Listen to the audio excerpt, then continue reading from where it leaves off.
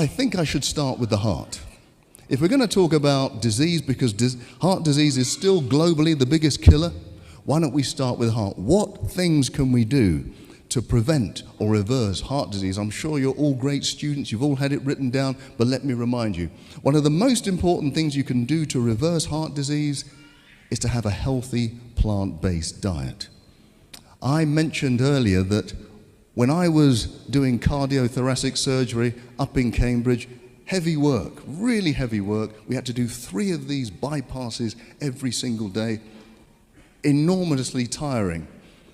But what we had to do is open up somebody's chest, stop their heart, link it up to a big contraption, and then try and close them all up again. It was a big, big deal. The person would be in pain for months. They'd need rehabilitation. And then, at least if it was a successful operation, they'd be alive.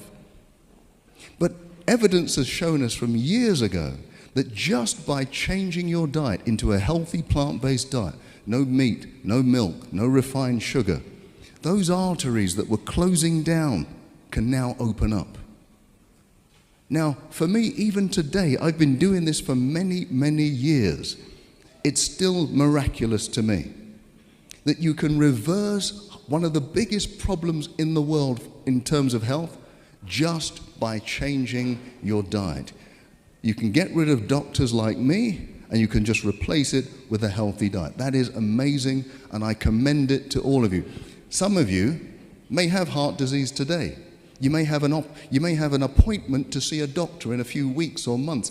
I can guarantee you, if you go onto a healthy plant-based diet today, by the time you see the doctor, you may not even need an operation. I guarantee that's true. I've seen it with my own eyes. So that's heart disease. What about high blood pressure? If I was to ask you, do you know somebody with high blood pressure? Everybody would say yes. It's such a prevalent disease.